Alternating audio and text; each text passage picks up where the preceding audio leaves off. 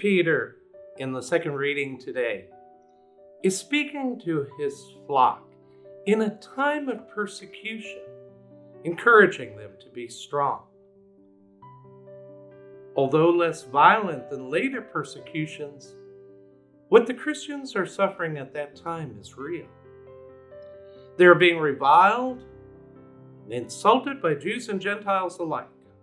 They're being ejected from their places of worship, and they're being ostracized and shunned in society. Some have been martyred for their faith, like Stephen. In the following chapter, Peter will encourage his listeners and us to understand persecution as a sharing in the sufferings of Christ for the glory of God. Now, Peter was writing in the midst of a real persecution, but we can often feel persecuted, even when in reality, no one bears any enmity towards us. When we feel that way, almost anything bad that happens can be attributed to someone's ill will. Our dog runs away, or our bicycle is stolen. Our child falls ill, or we lose our job. We're being persecuted. Some unknown person has cursed us or is out to get us. Sometimes we feel persecuted by impersonal forces, or that the world is out to get us. Speaking with someone I loved who is facing terminal cancer, I once encouraged her to live for today, reminding her that none of us is assured of tomorrow. That any one of us could be run over by a bus this afternoon. Fortunately, she loved me and she didn't punch me out.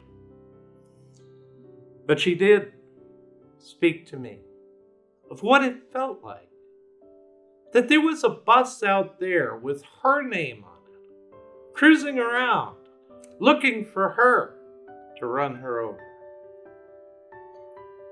Sometimes we can even feel persecuted by God.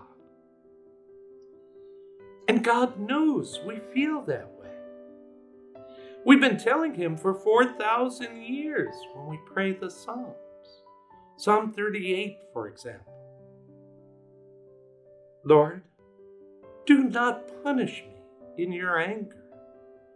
In your wrath, do not chastise me. Your arrows have sunk deep in me. Your hand has come down upon me. There is no wholesomeness in my flesh because of your anger. There is no health in my bones because of my sin.